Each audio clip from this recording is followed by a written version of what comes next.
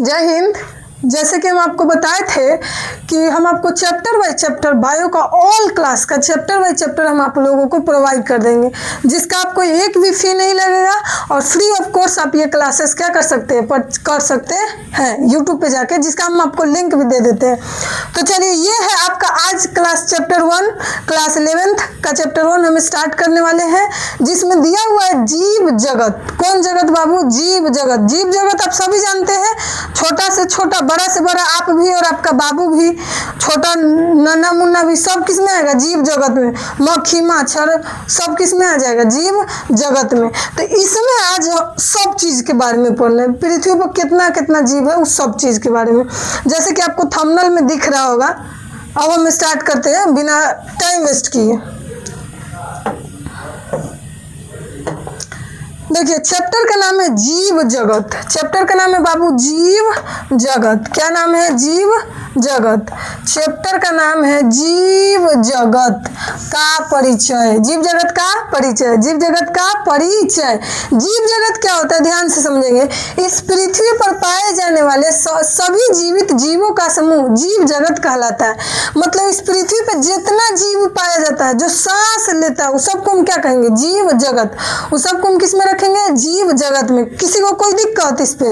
लेकिन बाबू इसमें हम उसी को रखेंगे जो सांस लेता है। जो सांस नहीं ले रहा उसको हम इस जगत में नहीं रखेंगे। इस चीज को आप याद रखिएगा, ठीक है। देखिए, जीव जगत की परिभाषा अगर कोई पूछ दे कि जीव जगत कहते किसको होते, ध्यान से सुनिएगा। ऐसी कोई भी सत्ता जिसमें जीवन की मूलभूत क्रियाएं, आप बताइए मूलभूत क्रियाएं क्या है? बताइए। सबसे पहले, आप खाना नहीं खाएंगे तो क्या आप जिंदा रहेंगे? तो कहेंगे हाँ मैम, कल सोमवारी आ रहा है, कल अगर हम लोग लड़के लोग खाना नहीं खाए तो जिंदा नहीं रह सकते। रह सकते हैं, लेकिन कितना दिन? 1 दिन, 2 दिन, 3 दिन, 4 दिन। मानव ज्यादा से ज्यादा 11 दिन तक भूखे रह सकता है साइंस के अनुसार। उसके बाद उनमें उनका शरीर जो होता है वो धीरे धीरे धीरे धीरे क्या होता है, मांस उसको खाने लगता है, गलाने लगता है। तब आप धीरे धीरे कहाँ चलने जाएंगे? भगवान के पास जाने के क्या करेंगे?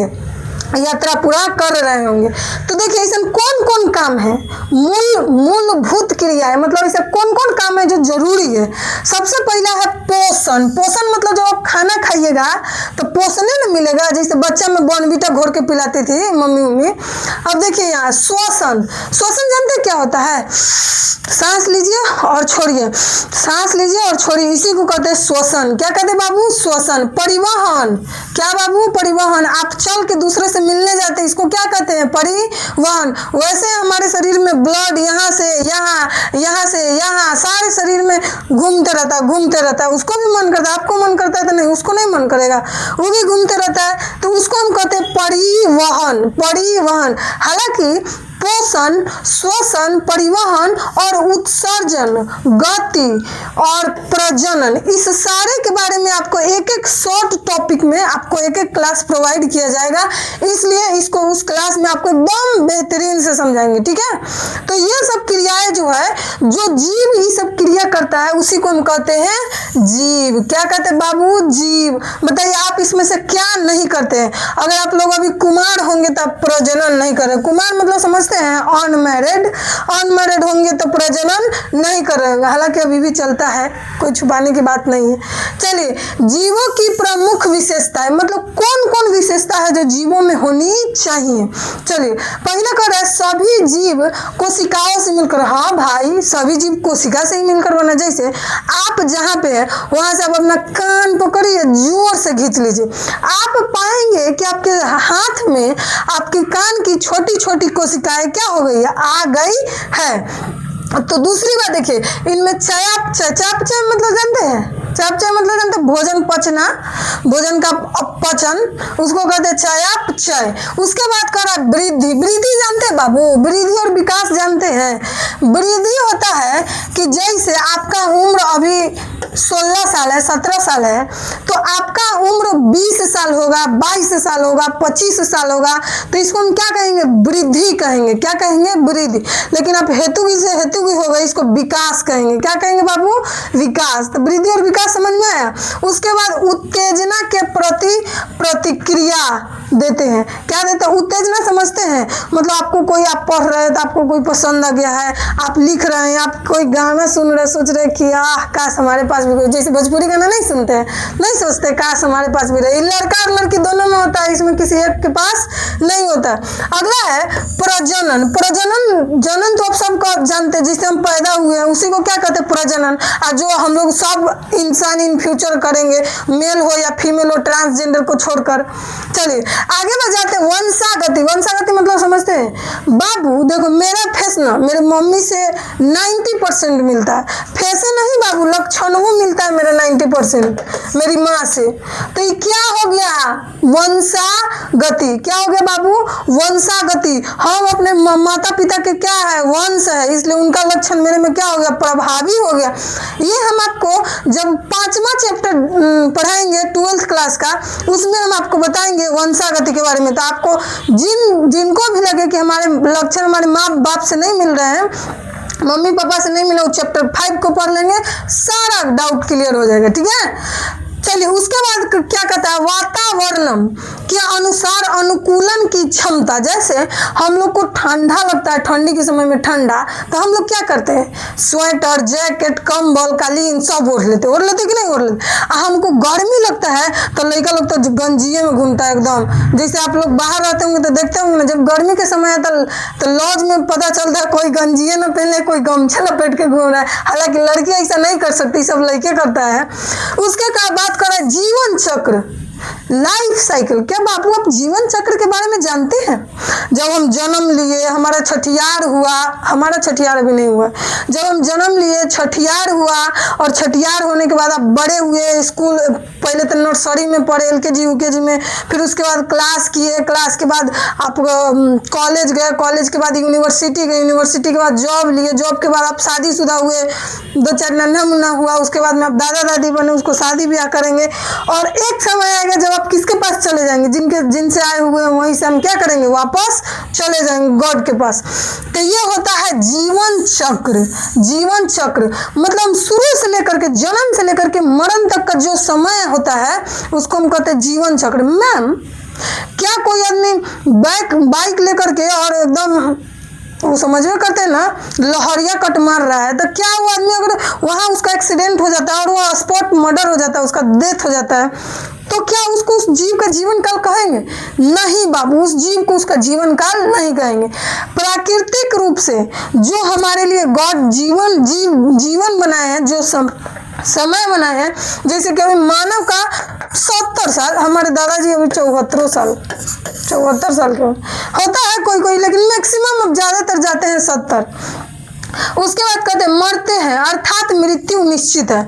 बाबू अमर हो जाएंगे, अमर हो जाता है तो भाई को नहीं छोड़ता, समझे। अमर नहीं है तो तब तो हमारे अर्थ पे इतना एक दूसरे से कटाच है। अगर अमर हो जाएंगे पता नहीं किसी को कोई पहचान पाएंगे कि नहीं।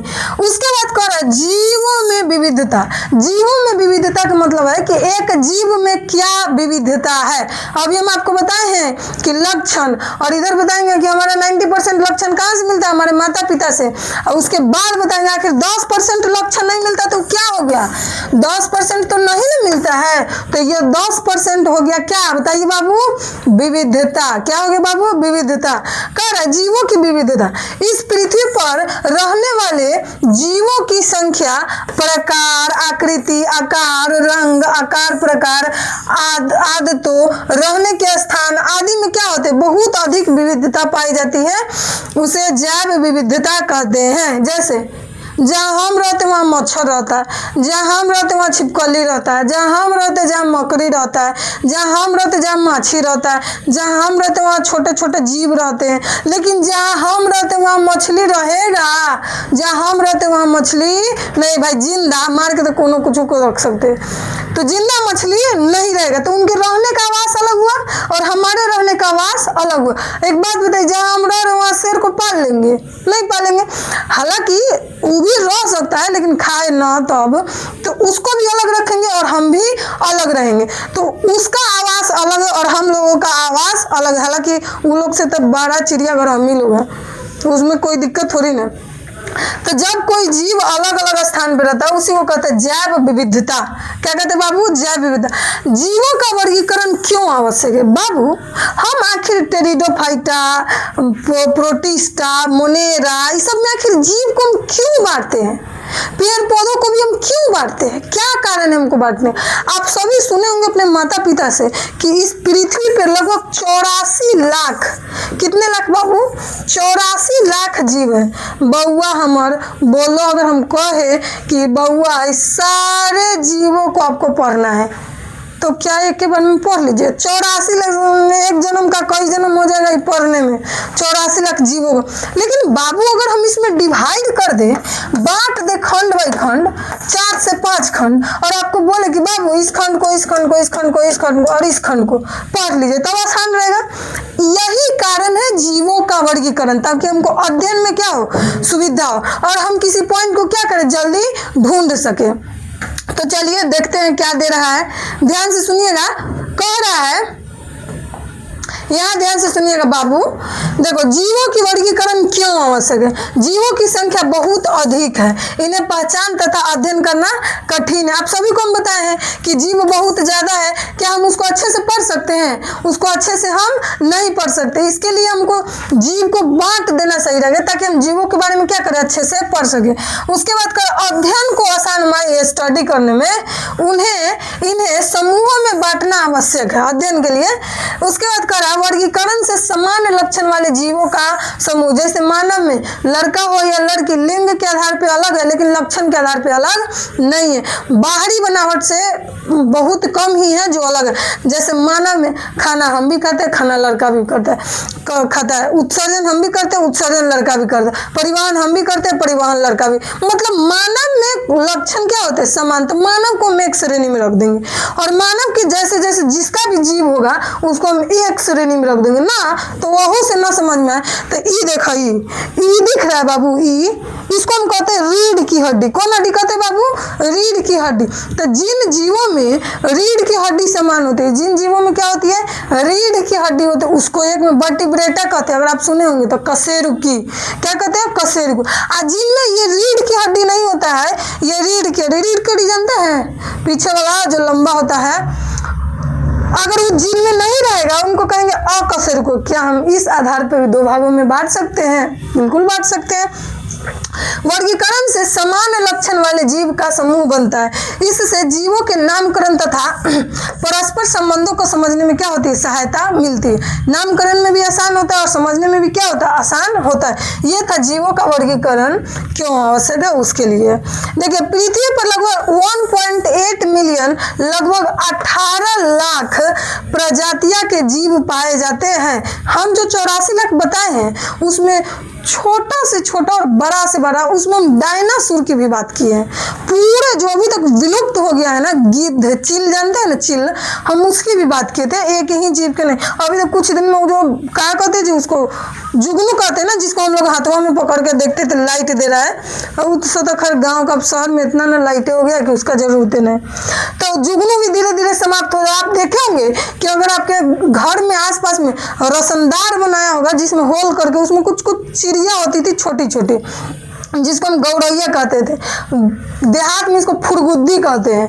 तो उसको ना हम क्या करते थे, वो भी जीव अब धीरे धीरे क्या हो रहा है? खत्म हो रहा है। लेकिन हम सारे जीवों को लेकर के कहे 84 लाख। अब देखिए, अब तक लगभग 2.0 मिलियन से अधिक, मतलब 20 लाख प्रजातियां वैज्ञानिक द्वारा खोजी जा चुकी है। अनुमान है कि पृथ्वी पर आज भी लाखों प्रजातियां क्या है? असाक्षात है। असाक्षात मतलब जानते हैं? जिसका भी प्रस्तुतिकरण नहीं हुआ है। लेकिन भाई ये बता रहा है आपका साइंस, और जो हम बता रहे हैं हमारा बता रहा है धर्म ग्रंथ। कौन बता रहा है बाबू? धर्म ग्रंथ। चलिए, तो हम आगे देखेंगे, नेक्स्ट पेज देखेंगे बाबू, थोड़ा आप हमारी बात को समझेंगे। चलिए देखेंगे, यहाँ देखेंगे आप ध्यान से देखिए। कह रहे नामकरण, अगर हम किसी का नामकरण रखेंगे तो कैसे रखेंगे? जैसे अब तो बच्चों में हो रहा है नामकरण, जो बड़ा बड़ा लोग हैं जिनके पास, ठीक ठाक अमीर लोग वो नामकरण करते हैं बच्चों का एकदम पार्टी फंक्शन के जैसा। हमारे में क्या, हमारे में छठी हुआ उसके बाद 10 गोटा नाम देगा, उसके बाद जो बढ़िया नाम होगा उसको रख दिया जाएगा। चलिए देखिए, नामकरण में क्या होता है, किसी जीव को उसके निश्चित लक्षणों के आधार पर वैश्विक स्तर पर स्वीकृति वैज्ञानिक नाम प्रदान करने की प्रक्रिया को नामकरण कहते हैं। ये कौन नामकरण प्रदान करेगा, हम कि वैज्ञानिक? वैज्ञानिक। देखिए कितना दुखी का बात है, यहाँ जीव है उसका नाम वैज्ञानिक दे रहा है, और यहाँ हम लोग है तो हम लोग का नाम कौन धरता है? तो हमारी दादी, नानी, और कौन लोग के बुआ, और कौन लोग चाचा, आसपास के पड़ोसी लोग हम लोग का बुए वैज्ञानिक है हम लोग के लिए। देखिए उद्देश्य क्या होता है, आखिर नामकरण का क्या उद्देश्य है? सभी जीवों के लिए एक समान नाम का प्रयोग होना, किसी क्षेत्र या भाषा विशेष पर निर्भर न होना। ऐसा नहीं है कि जो शिवहर के उसको शिवहरिया कहेंगे, जो पटना के उसको पटनिया कहेंगे, जो दिल्ली के उसको दिलवाले कहेंगे, आप सभी जानते हैं। तो ऐसा नहीं है, हम स्थान के आधार पर नाम का वर्गीकरण नहीं रख सकते। जो खेत में आवास करता है उसको खेतिहर कहेंगे, बोलिए, जो गांव में आवास करता है उसको गांव वाले कहेंगे। हालांकि लोग कहता है, लेकिन ऐसा चीज नहीं, प्रॉपर हमेशा के लिए नहीं है, कभी कभी लोग बोल देते हैं। वैज्ञानिक अध्ययन तथा जानकारी का आदान प्रदान क्या हो, सरल हो, इसलिए हम क्या करते हैं, जीवों का अध्ययन करते हैं और उसका नामकरण करते हैं। जीवों के नामकरण 2 प्रकार से होता है, एक सामान्य नाम और एक वैज्ञानिक नाम। एक सामान्य नाम, एक वैज्ञानिक। जैसे बाबू ध्यान से सुनिए, हम सामान्य नाम की बात करें तो आप मेढक को जानते हैं, मेढक। बैंग को जानते हैं भाई, छोड़ो ना, बैंग जानते हो, बैंग। तो ध्यान से सुनिए, बैंग को हम आप क्या कहते हैं, मेढक कहते हैं, बैंग कहते हैं, सीबीएसई वाला फ्रॉग कहता है, क्या कहता है, फ्रॉग। लेकिन हमारे वैज्ञानिक में आए तो उसको कहते हैं राना टिग्रीना। क्या कहते हैं बाबू, राना टिग्रीना। राना टिग्रीना आप देश नहीं बल्कि विदेश में भी जाकर बोलेंगे कि राना टिग्रीना, तो सब समझ जाएगा वो मेढकवा के बेंगवा के बारे में कह रहा है। किसके बारे में, बेंग के बारे में। तो आप समझिए सामान्य नाम और वैज्ञानिक नाम क्या, ऐसे समझिए। सामान्य नाम जो आपको नीलुआ, लुलिया, तुलिया, ये सब जो आपके घर पे नाम दिया जाता है एक्स्ट्रा, छोटका है तो बौना, बड़का है तो लंबू, खम्बू, ये सब जो कहा जाता है वो हो गया आपका सामान्य नाम। लेकिन आपका ओरिजिनल नाम जो आपका आधार कार्ड पे होता है वो आपका ओरिजिनल नाम। तो इन लोग का ओरिजिनल नाम वैज्ञानिक नाम, और सामान्य नाम क्या हो गया, सामान्य नाम हो गया बाबू हमार क्या, जो हम लोग आधा ये मम्मी लोग दादी लोग बुला देते, कोनो कोनो चाची लोग तो नामे बिगाड़ते, कोनो बौना द गैंगस्टर, कोनो कुछ हो तो कोनो कुछ हो। देखिए सामान्य नाम में जो किसी जीव को सामान्य रूप से दिया जाता है, उस जैसे आम, नीम, गेहूं, आम आदि, हम दूध भर दे दिया है। देखिए आम, नीम, गेहूं आदि, यह नाम भाषा तथा स्थान के अनुसार क्या करते, बदलते रहते है। लेकिन यहाँ देखिए बाबू, यहाँ जिस चीज को हम आम करें, क्या पता उसको विदेश में जाकर मैंगो कहने लगे, क्या पता उसको चाइना में जाकर कुछ और कहने लगे।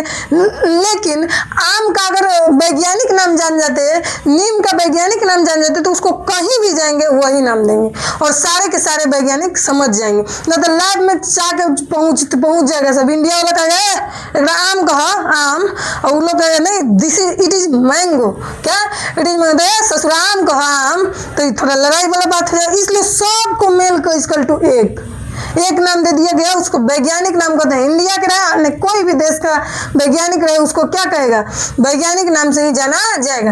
वैज्ञानिक नाम में जो किसी जीव को वैज्ञानिक नियमों के अनुसार दिया जाता है तथा जो सभी भाषाओं और देशों में, देखिए सभी भाषाओं और देशों में सम्मान होता है, इसे ही वैज्ञानिक नाम कहते हैं। वही लिखा है जो हम आपको बताए हैं, द्विनाम पद्धति। देखिए किसी भी जीव को नामकरण के लिए 2 चीज की आवश्यकता होती है, एक वंश और दूसरा जाति, एक वंश और दूसरा जाति। जाति वाला आप लोग मत समझिए भूमिहार तो राजपूत, चौचनौ तो पटेल, तो कुर्मी, तो कुशवाहा, ये सब आप नहीं समझिए। ये जाति नहीं है, यहाँ कुत्ता का जाति, यहाँ है आदमी का जाति, यहाँ है मेढक का जाति, यहाँ है मछली का जाति। मेढकों में वो बड़का मेढक होता है बोमा, एगो छोटका मेढक होता है, उस सब को हम एक में रख देंगे, उसको जाति कहते हैं। आप लोग अपना वाला जाति मत समझिएगा। देखिए द्विनाम पद्धति क्या होता है, यह पद्धति प्रसिद्ध वनस्पति वैज्ञानिक कैरोलस लिनियस दिए हुए। इसको आप याद करने की जरूरत है, कभी कभी 11th में ना बल्कि कंपटीशन में भी पूछता है कि बताइए द्विनाम पद्धति का वर्गीकरण कौन किया था? Carolus Linnaeus. कौन किया था बाबू? Carolus Linnaeus. इनके अनुसार प्रत्येक जीव का नाम दो शब्दों में, क्या क्या, दो शब्दों में से मिलकर बनता है। हम आपको बता दिए, एक वंश और दूसरा जाति। दोनों शब्द लैटिन भाषा में लिखे जाते हैं, याद रखिएगा। जो वैज्ञानिक नाम लिखते हैं दोनों किस भाषा में? लैटिन भाषा में। लैटिन वाला बाथरूम वाला ना जी, जिसको टेढ़ा टेढ़ा लिखते हैं उसको कहते हैं लैटिन भाषा।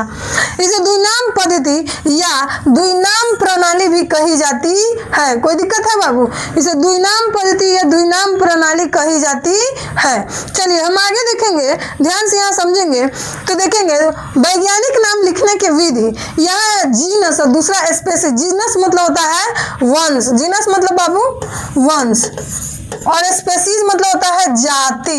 तो हम आपको बताए हैं जीवों का, किसी भी जीव का नाम लिखने के लिए दो चीज की जरूरत होती है, एक वंश और दूसरा जाति। यहाँ देखिए उदाहरण के तौर पे आम का देखिए, आम का होता है मेंजीफेरा इंडिका। बोलिए मेरे साथ, क्या नाम होता है? Mangifera indica. तो यहाँ देखिए आम का वैज्ञानिक नाम मेंजीफेरा। बाबू जो पहले आएगा वंश, उसको इंग्लिश में कहते हैं जीनस, जो पहले आएगा उसको कहेंगे वंश। तो यहाँ देखिए मेंजीफेरा वंश और इंडिका जाति, स्पेसीज जाति। तो यहाँ देखिए मनुष्य का होगा होमो, क्या बाबू? होमो। इसको याद रखिए, मनुष्य का एक घर होता है, प्रॉपर घर होता है। तो मनुष्य का वंश हो जाएगा होमो वंश और सेपियंस जाति। बताइए होमो वंश और सेपियंस जाति, ये बात कौन साहब बताए थे, कौन वैज्ञानिक बताए थे? तो हम आपको बताए थे, कहने गया जी कैरोलस लीनियस। कौन? Carolus Linnaeus. यहाँ ध्यान देंगे द्विनाम पद्धति के नियम क्या क्या होना चाहिए। पहले कहेगा वैज्ञानिक नाम दो शब्दों से मिलकर बना होता है, एक वंश और दूसरा जाति। पहला शब्द बड़े अक्षर से लिखा जाता है और दूसरा शब्द स्पेसीज अर्थात छोटे अक्षर। जैसे यहाँ देखिए, यहाँ होमो है तो होमो बड़े बिग लेटर में, कैपिटल लेटर में। किस लेटर में बाबू? कैपिटल लेटर में, कैपिटल लेटर में। और ये क्या होगा? ये हो जाएगा स्मॉल लेटर में, ये हो जाएगा स्मॉल लेटर में। दोनों शब्द तिरछे लिखे जाते हैं, मतलब टेढ़, जैसे हम आपको बताए स्मॉल लिखना, ये होगा थोड़ा तिरछा लिखते हैं। किसमें? वैज्ञानिक नाम जो लिखते हैं। यदि हाथ से लिखे हो तो दोनों में अलग अलग रेखांकन किया जाता है। रेखांकन मतलब समझते हैं अंडरलाइन। कौन लाइन? अंडरलाइन। इन्हें देख लीजिए, तो कैरोलस लीनियस के बारे में बता दे। कैरोलस लीनियस इन्हें आधुनिक वर्गीकरण का जनक कहा जाता है। पूछेगा कैरोलस लीनियस को क्या कहा जाता है? आधुनिक वर्गीकरण का जनक। इन्होंने जीवों का वर्गीकरण तथा द्विनाम पद्धति का प्रतिपादन किया। क्या क्या किया? जीवों का वर्गीकरण और द्विनाम पद्धति का प्रतिपादन। इनकी प्रमुख पुस्तक सिस्टेमा नेचुरा है। क्या है? नेचर। सिस्टेमा नेचर। क्या है बाबू? सिस्टेमा नेचर। इसको याद रखिए। चलिए हम आगे बढ़ते हैं। ये आपको क्लियर हुआ बाबू? यहाँ देखेंगे, यहाँ थोड़ा आप देखेंगे ध्यान से। देखो बाबू एक बात बताते हैं, बोरिंग लगे ना क्लास में तो एक ही चीज सोच लेना कि आज ई नहीं तो कल आप नहीं, समझे? इसलिए आज इसको पढ़ लीजिए।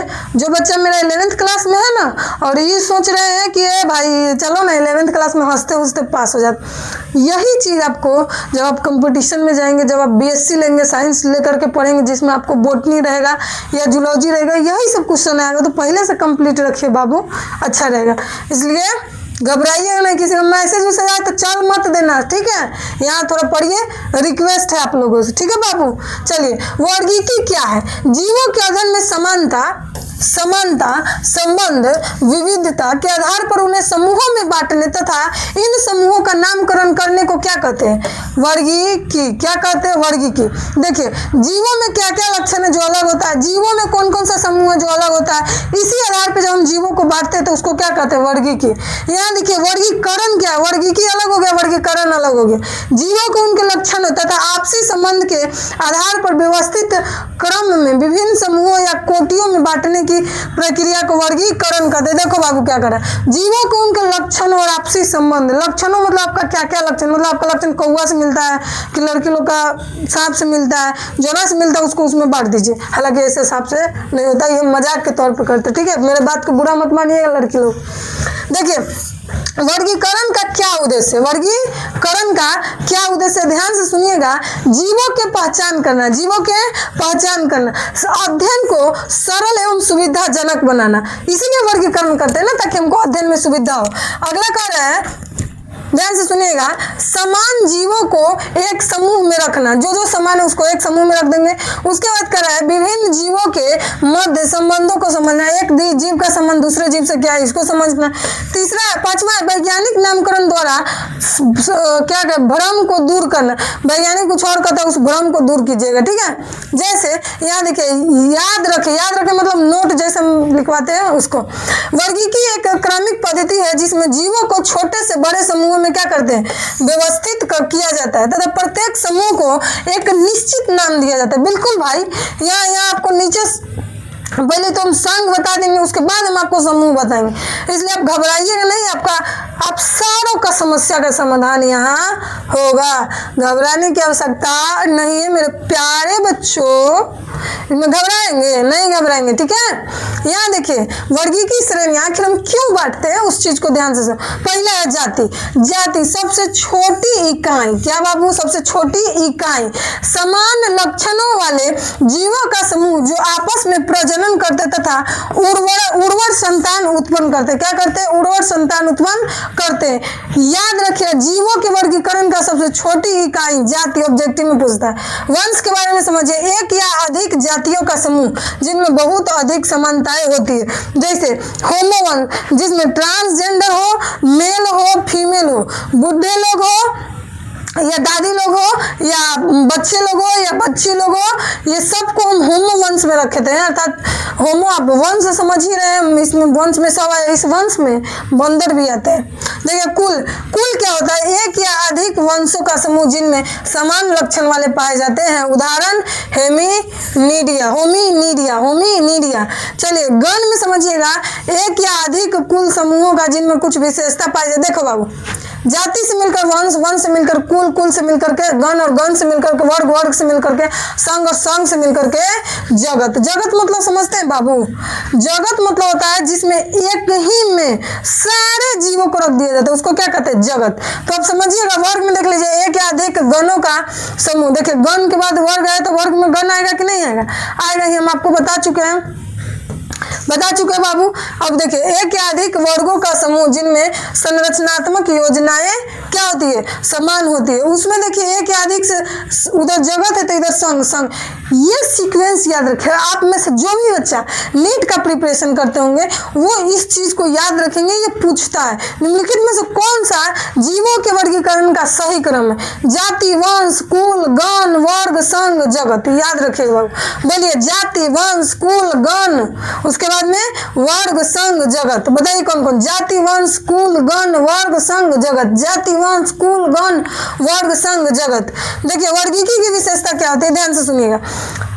भाई पतला हो ना जी, पेन में मोटा हो जाता, क्या कहे।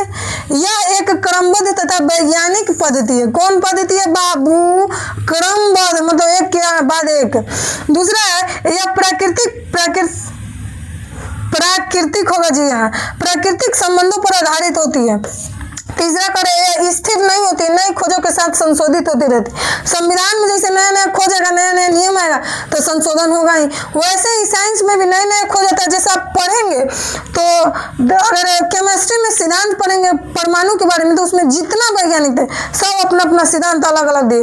बाद में कुछ ही वैज्ञानिक थे जो सही सिद्धांत दे पाए। जैसे एगो वैज्ञानिक तरबूज का सिद्धांत दिए थे, वाटरमेलन थ्योरी को, किससे, अणु से जोड़ करके, तो थोड़ा परमाणु से जोड़ करके। तो इसको समझेंगे, सब वैज्ञानिक अलग अलग है, लेकिन लास्ट में निष्कर्ष वही निकलता है जो क्या करते हैं, जो वैज्ञानिक क्या करते हैं, निकालते हैं, और जो सभी वैज्ञानिक का एक मिक्स रूप होता है। कह रहा है, यह वैश्विक रूप से स्वीकार्य नामकरण प्रणाली प्रदान करती है। यह अध्ययन, पहचान और संरक्षण में क्या करता है, कार्य को सरल बनाती है। यहाँ देखिए, वर्गीकी आधारित वर्गीकरण की मुख्य विशेषता। पहला, समान लक्षण वाले जीव एक ही समूह में रखे जाते हैं, जिसका समान लक्षण उसको एक ही समूह में रखते हैं। दूसरा है, जितने अधिक लक्षण मिलेंगे संबंध उतना ही अधिक निकट होगा, ये भी से ठीक है। तीसरा क्या करा, वर्गीकरण में 7 मुख्य श्रेणियां होती है। कितने मुख्य श्रेणियां, 7 मुख्य श्रेणियां। इधर देख लीजिए ना, 1 2 3 4 5 6 7, याद रखिए। श्रेणियों के नीचे की ओर छोटी तथा ऊपर की ओर बड़ी जाती है। देखिए ना, छोटे और उन्हें बड़े, इसके तुलना में ये बड़े, इसके तुलना में ये बड़े, इसके तुलना में ये छोटा है, और इसके तुलना में ये बड़ा है, इसके तुलना में ये छोटा। तो आगे वाला बड़े और पीछे वाले छोटे। यह पद्धति सभी प्रकार के जीवों जैसे पादप जंतु सूक्ष्म जीव पर लागू होते हैं। याद रहेगा मेरे प्यारे बच्चों, क्या आपको याद रहेंगे? यहाँ ध्यान देंगे, वर्गीकी की सहायता, वर्गीकी क्यों करते हैं, ध्यान से सुनिए। पहला है, जीवों के वर्गीकरण का कार्य सरल बनाने के लिए वैज्ञानिक को विभिन्न वर्गीकी की आवश्यकता होती है, ताकि जीव को क्या करे, आसानी से बांट सके। इसके लिए हमको क्या करता है, जीवों का वर्गीकरण होना आवश्यक है। जैसे पहला पॉइंट, हर्बेरियम। क्या है बाबू, हर्बेरियम? यह सूखे पौधों का संग्रहालय। संग्रहालय मतलब देखिए, हम हर्बेरियम को आपको एक अच्छे से अच्छे पॉइंट से हम आपको समझाते हैं। सपोज दैट कि ये एक डायरी आप सभी को ही देख रहे हैं। सपोज दैट कि इसको एक लिफाफा मान लेते हैं, और इस लिफाफा में इस पौधे के छोटे प्रजाति को हम लेकर के चिपका दें, और चिपकाने के बाद उसको ऊपर से प्लास्टिक से साट दें। मतलब एगो प्लास्टिक देखते हैं ना, जिसमें पार्सल उर्सल आता है, देखते हैं तो व्हाइट वाला प्लास्टिक होता है जिसमें दोनों तरफ से दिखते हैं। तो उस प्लास्टिक को ले, और उस प्लास्टिक में एगो फूल को, छोटा अभी सीबीएसई वाला बोर्ड का बच्चा होगा ना, उसको ये सब मिलता है डॉक्यूमेंट में, ये सब करने के लिए आता है असाइनमेंट कंप्लीट करने। तो सपोज दैट कि आपको यहाँ क्या कर लेना है, एक पौधा लेकर के उसको चिपका देना है, और उसको चिपकाने के बाद एक तरफ लिखना है कि उस पौधा के बारे में, और एक तरफ लिखना है वैज्ञानिक खोज आखिर इस पौधा का खोज कौन किए थे। इसी को कहते हैं हर्बेरियम। क्या कहते हैं बाबू, हर्बेरियम। शिवम पानी थोड़ा पिलाइए। इसको कहते हैं हर्बेरियम। क्या कहते हैं, हर्बेरियम। यह सूखे पौधों का संग्रहालय होता है। आप सभी को पता है, हम अभी आपको बताएं। अब बउआ एक बात बताओ, गीले पौधा को चिपका सड़िए जाएगा, वैज्ञानिकों के नाम मिटा देगा, सोचिए। इसलिए सूखे पौधों की रखना आवश्यक है, जिसमें पौधे के सूखे नमूनों को व्यवस्थित ढंग से दबाकर सुरक्षित रखा जाता है। मतलब समझ रहे हैं ना, सुरक्षित मतलब बेहतरीन तरीके से, तो उसको सेफ्टी के साथ। उसके बाद देखिए, यह पौधों की पहचान, अध्ययन तथा वर्गीकरण में क्या करते हैं, सहायता करता है। उदाहरण, राष्ट्रीय पादप संग्रहालय कोलकाता। बताइए कहाँ इसको संभाल के रखा जाता है, राष्ट्रीय पादप संग्रहालय कोलकाता। दूसरा देखिए, वनस्पति उद्यान।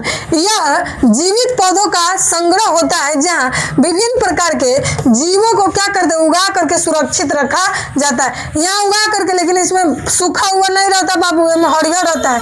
इससे पौधों के जीवित रूप का अध्ययन किया जाता है। मरल पौधा में जीवित पौधा, जैसे भारतीय वनस्पति उद्यान पश्चिम बंगाल, हावड़ा। भारतीय वनस्पति उद्यान पश्चिम बंगाल कहाँ है, हावड़ा कहाँ है, पश्चिम बंगाल। भारतीय वनस्पति उद्यान हावड़ा कहाँ है बाबू, पश्चिम बंगाल। कहाँ है बाबू, भयानक लगते होंगे ना कैमरा के पास जाते होंगे तो, अब दूर से पढ़ाएंगे। चलिए देखिए, संग्रहालय, यह मृत जीवों या उनके अंगों, कंकालों, मॉडल, चार्ट आदि का संग्रह होता है। यह अध्ययन और शिक्षण कार्य में क्या होता है, बहुत सहायता होता है। शिक्षण कार्य समझते हैं बाबू, शिक्षण कार्य होता है कि जो आपको क्या करता है, शिक्षित करता है। थोड़ा आप इसको देखेंगे, हम पानी पी लेते हैं।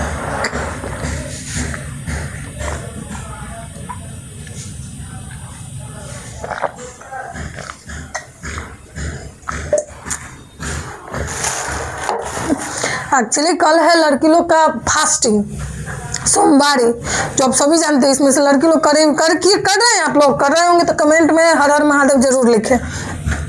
यहाँ देखिए, प्रणाली उद्यान, पहले इसके बाद में संग्रहालय तो आप सब समझते हैं, जिसको म्यूजियम कहते हैं।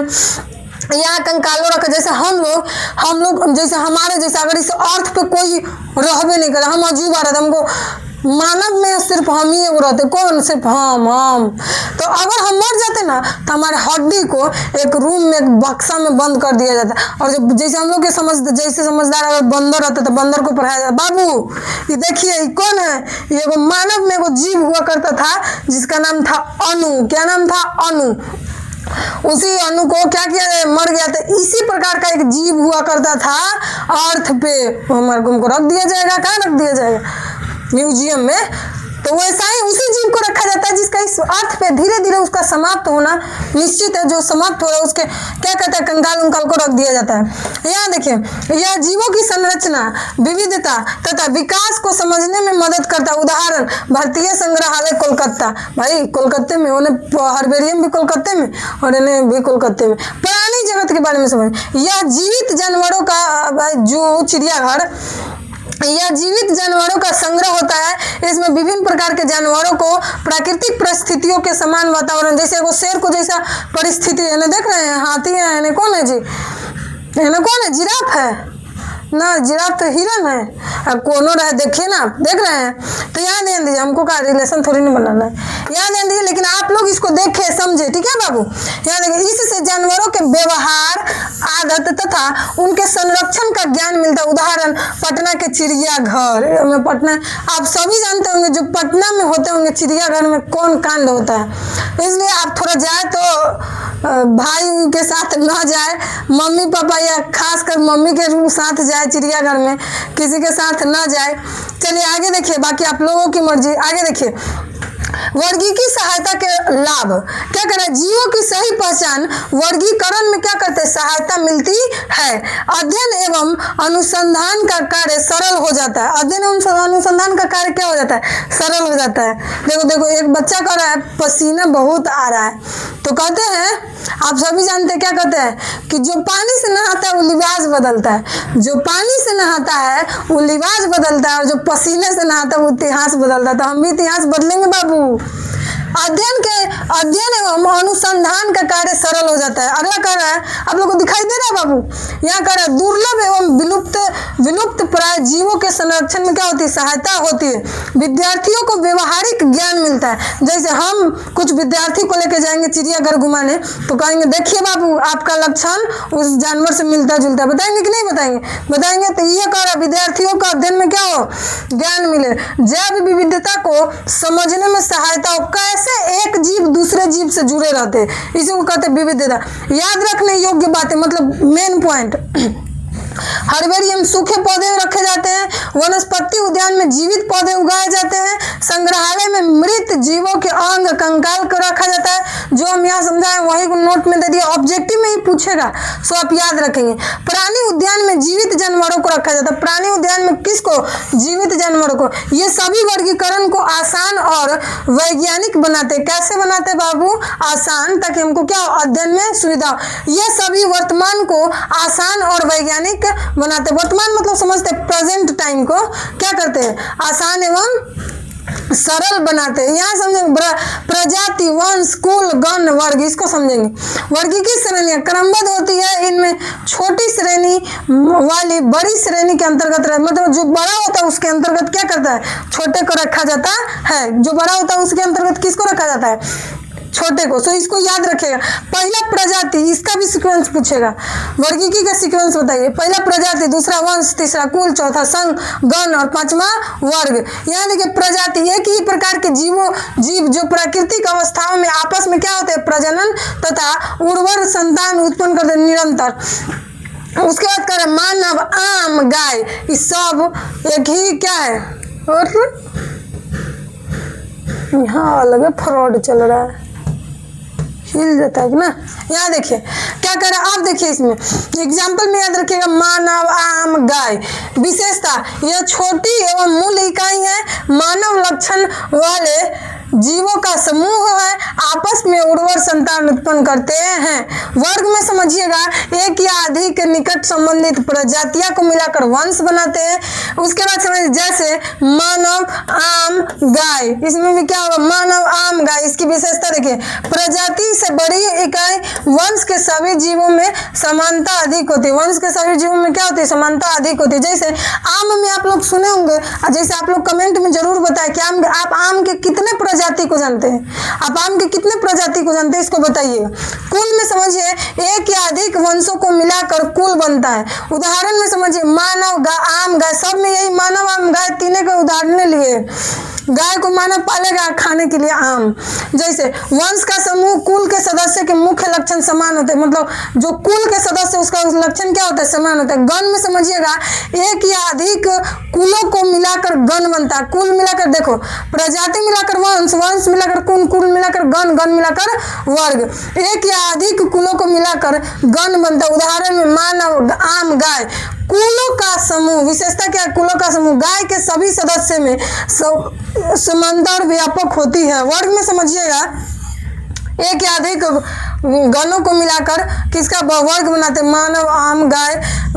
विशेषता में समझिए गणों का समूह, किसका समूह, गणों का समूह। इसमें किसका होगा, कुलों का समूह। कुल में क्या होगा, वंशों का समूह। वर्ग के सदस्य में लक्षणों की क्या होती है, समानता और भी व्यापक होती है। देखिए एकल जो जीव होगा इसमें जो शामिल होगा उसका कम लक्षण मिलेगा, इसका जीव जो इसमें शामिल होगा उसका कम लक्षण। लेकिन सारे जीवों को जब इसमें शामिल करने बहुत सारा लक्षण क्या हो जाएगा, मिलने लगेगा। प्रजाति में देखिए, प्रजाति को इंग्लिश में कहते हैं स्पेसीज। क्या कहते हैं बाबू, स्पेसीज। देखिए यहाँ वंश को कहते हैं जीनस, वंश को कहते हैं जीनस, जो इंग्लिश मीडियम वाले होंगे उनके लिए। कुल को कहते हैं फैमिली, कुल को कहते हैं फैमिली। गण को कहते हैं ऑर्डर और वर्ग को कहते हैं क्लास। एसपी मतलब होमोसेपियंस, होमोसेपियंस। जी मतलब होमो, आईएफ मतलब होमिनिडिया, होमिनिडिया। ओ मतलब पेरीमेटिस, पेरीमेटिस। उसके बाद में है मैमेलिया। क्या है, मैमेलिया। आगे हम आपको बताएंगे। देखिए मेंजिफेरा इंडिका, आम का क्या है, मेंजिफेरा इंडिका। मेंजिफेरा क्या हो गया, वंश हो गया। और क्या क्या है ना, कार्डियक की संपिंडल दिया हुआ है। डिक्टियोलैंडिस। देखो यहाँ देखो, प्रजाति, वंश, कुल, गण, वर्ग। देखिए ये सबसे छोटी इकाई, ये पूरा बड़ी इकाई और ये पूरा बड़ी इकाई। देखिए महत्वपूर्ण बातें हम आपको बार बार बता रहे हैं कि ये नोट में पढ़ना होगा। किस में पढ़ना होगा बाबू, नोट में पढ़ना होगा। किस में पढ़ना होगा बाबू, नोट में। थोड़ा आप लोग रुकेंगे,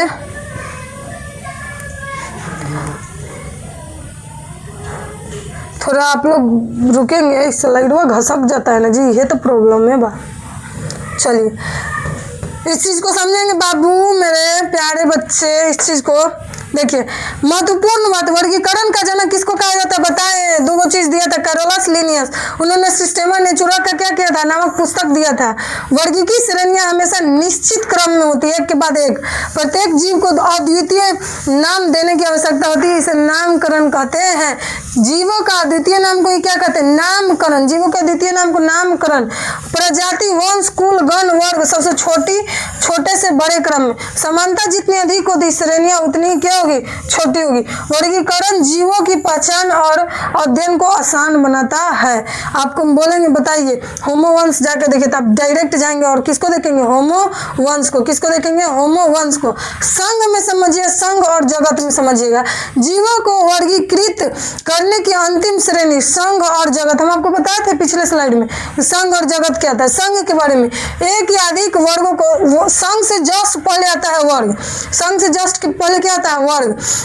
एक या अधिक वर्गों को मिलाकर संघ बनता है। संघ में समान लक्षणों वाले जीवों के वर्ग शामिल रहते हैं। उदाहरण कार्डेटा, आर्थ्रोपोडा, मोलस्का, एनेलिडा, प्लेटिहेल्मिनथीज। बाबू इसमें आप वर्ग को याद रखें, हम आपको इसको एक्सप्लेन करके एकदम अच्छे से समझाएंगे। कार्डेटा क्या है, आर्थ्रोपोडा क्या है, मोलस्का क्या है, एनेलिडा क्या है, प्लेटिहेल्मिनथीज क्या है, इसको समझेंगे। जगत, पहला संघ और दूसरा जगत, जो सबसे बड़ी इकाई है उसको समझेंगे। एक या अधिक संघों को मिला करके जगत बनता है। जगत वर्गीकरण की सर्वोच्च, मतलब इससे ऊपर कोई चीज ही नहीं, जिसमें सभी प्रकार के जीव सम्मिलित है, जैसे Monera, protista, fungi, Plantae, Animalia. जो हमसे ऑफलाइन क्लास किए हैं उनको हम ये सारे चीजों के बारे में क्या किए हैं, बता चुके हैं। किसके किसके बारे में, मोनेरा के बारे में, प्रोटिस्टा, फंजाई, प्लांटी और एनिमिलिया के बारे में।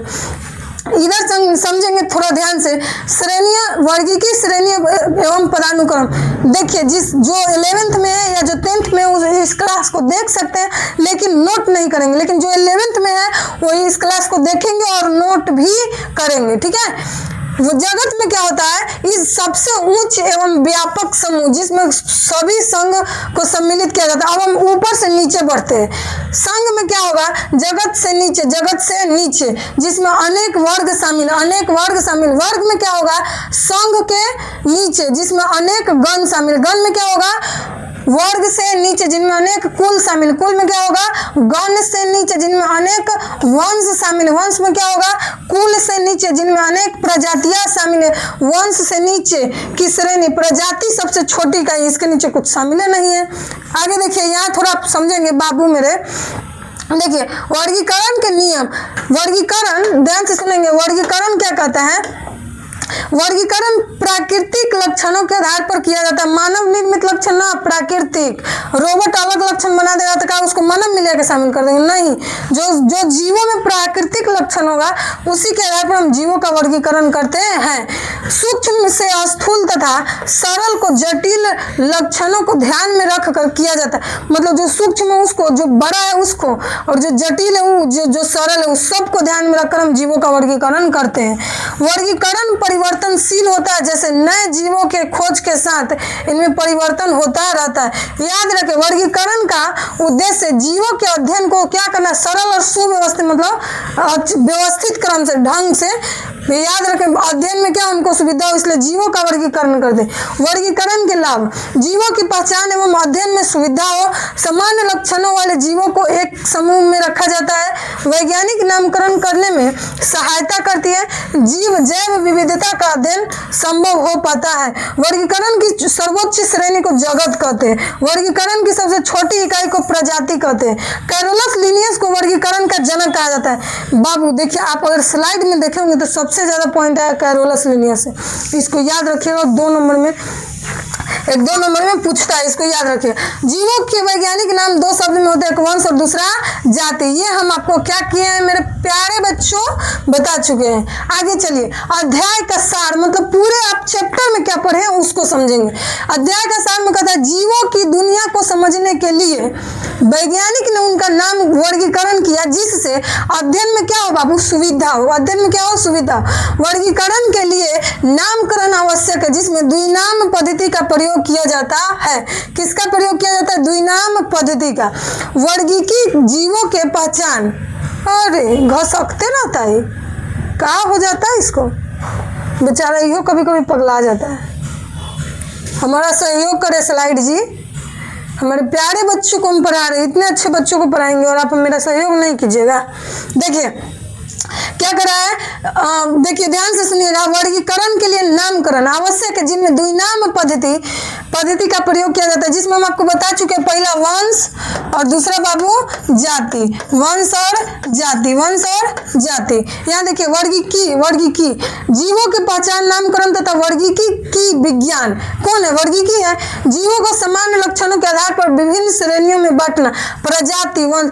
ये हमेशा याद रखिएगा, ये नीचे से ऊपर जाएंगे, प्रजाति, वंश, कुल, गण, वर्ग, संघ और जगत। कौन बाबू, संघ। जीवों के सबसे छोटी वर्गीकरण की इकाई प्रजाति और जीवों के सबसे बड़ी वर्गीकरण की इकाई जगत, याद रखिएगा। वर्गीकरण में विभिन्न सहायक साधन जैसे हर्बेरियम आपको बताएं, जिसमें सुखाकर पौधों को रखते हैं, वनस्पति उद्यान जिसमें जिंदा पौधों को विकसित करके रखते हैं, संग्रहालय जिसमें जीवों के मरे हुए सब को रखते हैं, हड्डी कंकाल, जंतु उद्यान जिसमें एनिमल को रखते हैं, अलग अलग जीवों को रखते हैं प्राकृतिक वातावरण के अनुसार, जैसे आपको बताया था जू, चिड़ियाघर। कैरोलस लिनियस ने सिस्टेमा नेचुरा का क्या किया था नामक पुस्तक वर्गीकरण की नींव रखी थी। माइंड मैप, अगर इस चीज को आप याद रखेंगे तो अच्छा रहेगा। ये जीव जगत है, जीव जगत में हम पढ़े हैं वर्गीकी, इसमें कौन कौन टॉपिक पढ़े हैं वो है, इधर है वर्गीकी सहायता, इधर है नामकरण भी हम पढ़े, वर्गीकरण भी पढ़े, वर्गीकरण की श्रेणियां पढ़े हैं, और उसके बाद में वर्गीकरण के पदानुक्रम पढ़े, कैरोलस लिनियस के बारे में जाने, द्विनाम पद्धति के बारे में जाने हैं। उसके बाद देखिए, ये बिहार बोर्ड के लिए बच्चों ये 2 नंबर का VVI क्वेश्चन है, ये हमेशा याद रखेंगे। देखो बिहार बोर्ड को आप इजी लेके नहीं चलिए, प्लीज आप मेरी बात को समझे। देखिए कैरोलस लिनियस को वर्गीकरण का जनक कहा जाता है, ये याद रहेगा, ऑब्जेक्टिव के तौर पे है और इसमें से मिला करके सब्जेक्टिव भी पूछ देता है दोनों। सिस्टेमा नेचुरा नामक पुस्तक 1735 में प्रकाशित है। अभी तक हम आपको इतना पढ़ाए थे कि कैरोलस लिनियस का एक पुस्तक है जिसको कहते हैं सिस्टेमा नेचुरा, और वो पुस्तक प्रकाशित कब हुआ? 1735 में। द्विनाम पद्धति के अनुसार वैज्ञानिक दो शब्दों से मिलकर बना है जिसका नाम है जीनस और दूसरा का नाम है प्रजाति। वैज्ञानिक नाम लैटिन भाषा में लिखे जाते हैं, हम आपको बता चुके। लैटिन मतलब जो आप सर्च करते हो ना बाबू, लैटिन एक प्रकार का भाषा है। जीनस का पहचान पहला अक्षर बड़ा और दूसरा अक्षर छोटा होना चाहिए। वैज्ञानिक नाम को इटैलिक, इटैलिक मतलब समझ तिरछा, इटैलिक मतलब तिरछा, या इटैलिक ना हो तो दोनों शब्दों को अलग मतलब वंश अलग और जाति अलग को ऊपर रेकरिंग दे करके रेखांकित करें। वर्गीकरण के मुख्य श्रेणियां प्रजाति, वंश, कुल, गण, वर्ण, संघ और जगत। वर्गीकरण का मुख्य उद्देश्य क्या? अध्ययन में सुविधा एवं पहचान में सहजत। चलिए आगे थोड़ा हम देखेंगे, बस थोड़ा सा ऑब्जेक्टिव के तौर पे है। प्यारे बाबू मेरा इस चीज को रसगुल्ला मेरा इस चीज को समझेंगे। जीवों का पहचान, नाम देना तथा वर्गों को बांटना वर्गीकी कहलाती। जीवों को हम पहचान देते थे, नाम देते, उसको बांट देते तो वही क्या कहलाता? वर्गीकी। द्विनाम पद्धति में वैज्ञानिक नाम दो भागों से मिलकर बना होता है। वर्गीकी सहायता हर्बेरियम, वनस्पति उद्यान, संग्रहालय, जंतु उद्यान। वर्गीकी प्राकृतिक लक्षणों के आधार पर किया जाता है, मानव निर्मित लक्षणों के आधार पर नहीं किया जाता है। सबसे छोटी इकाई प्रजाति और सबसे बड़ी इकाई जगत। कैरोलस लिनियस ने वर्गीकरण को वैज्ञानिक आधार पर किया जाता है। कैरोलस लिनियस जीवों का वर्गीकरण किस आधार पर? वैज्ञानिक आधार। वर्गीकरण के जीवों के अध्ययन, संरक्षण तथा जानकारी से हमें सुविधा मिलती है। वर्गीकरण से क्या मिलती है? जीवों के अध्ययन सुविधा की जानकारी मिलती है। ये वन शॉट में है आपको हम हर्बेरियम, यहाँ देखिए वर्गीकी श्रेणियों का क्रम, जगत, संघ, वर्ग, गण, कुल, वंश, जाति। इधर देखिए द्विनाम पद्धति में हम आपको बताएं मेंजिफेरा इंडिका में ये हो गया वंश और ये हो गया जाति। ये बड़े अक्षरों में लिखा है, ये छोटे अक्षरों में लिखेंगे तो तिरछा लिखेंगे। यहाँ देखिए कैरोलस लिनियस ने द्विनाम पद्धति का प्रतिपादन किया था। इसमें दो शब्द वंश और एक जाति, इसमें लिखते शब्द इटैलिक है या फिर दोनों अक्षरों को क्या कहते हैं? अलग अलग रेखांकित करते। उदाहरण होमोसेपियंस, मेंजिफेरा इंडिका। होमोसेपियंस मानव का है और मेंजिफेरा इंडिका आम का है, याद रखिएगा। हर्बेरियम का आपको बता दिया है, सूखे पौधों को रखते हैं चिपका कर उसके बाद में नाम लिखते हैं। वनस्पति उद्यान में पौधों को रखते हैं। पार्क जिसको कहते हैं, पार्क में मतलब सब जाता है घूमने, लेकिन वनस्पति में अलग अलग प्रकार के पौधों को रखा जाता है। संग्रहालय में जो जीव मर जाता है उसको रखते हैं, जिसका कंकाल जो अभी प्रेजेंट टाइम में जैसे मानव में मर जाएगा उसको हर्बेरियम में रख देंगे। मानव का अस्तित्व अभी पृथ्वी पे समाप्त होने वाला है ना होगा जितना जनसंख्या है जितना, है ना। ध्यान दीजिए प्राणी जगत, इसमें मतलब अलग अलग जंतुओं को रखा जाता है जो जिंदा रहता है। ये देखिए ये आपका वन शॉट है जो आपको क्या करना है? ऑब्जेक्टिव के तौर पे याद रखना है। जीवों की विविधता को समझने के लिए वर्गीकरण किया जाता है। वर्गीकरण के वैज्ञानिक पद्धति को वर्गीकी कहते हैं। वर्गीकरण में नामकरण बहुत महत्वपूर्ण है। द्विनाम पद्धति का प्रतिपादन कैरोलस लिनियस ने किया था। वर्गीकरण की मुख्य श्रेणी प्रजाति से लेकर जगत तक साथ है। हर्बेरियम पौधों को सुखाकर सुरक्षित रखने का स्थान है, बता चुके हैं।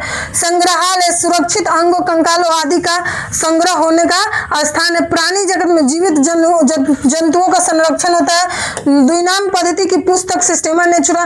द्विनाम पद्धति में प्रथम शब्द वंश, द्वितीय शब्द द्विनाम पद्धति में द्वितीय शब्द प्रजाति और फिर सबसे छोटी प्रजाति और सबसे बड़ी जगत। वर्गीकी में कुल कितनी श्रेणियां थी? 7 श्रेणियां थी। नामकरण का कुल आधार समान लक्षण है। वर्गीकरण का उद्देश्य अध्ययन में सुविधा और पहचान। ये आपका हो गया चैप्टर खत्म वन शॉट में। हम इसके लिए आपको एक छोटा सा शायरी सुनाना चाहेंगे। देखिए आधे से कुछ ज्यादा है और पूरे से कुछ कम, आधे से कुछ ज्यादा है और पूरे से कुछ कम, कुछ जिंदगी कुछ गम, कुछ इश्क और कुछ हम। आज आपको क्लास अच्छा लगे तो हमारे चैनल को सब्सक्राइब करें, लाइक करें और शेयर करें। अगर आपको मेरी क्लास अच्छी लगी हो तो, नहीं लगी हो तो हमें क्षमा करें, हम असक्षम हुए। अगली बार फिर कोशिश करेंगे कि आप लोगों के लिए एक अच्छा से अच्छा क्लास और बेहतरीन शब्दों में, इससे भी सरल शब्दों में प्रोवाइड किया जाए। खुदा करे कभी काली मुर्गी उजली ना हो जाए, खुदा करे कभी काली मुर्गी उजली ना हो जाए। और जो मेरा क्लास देख करके शेयर, लाइक, सब्सक्राइब ना करे उसके हाथ में खुजली हो जाए। धन्यवाद। जय हिंद। हम चलते हैं।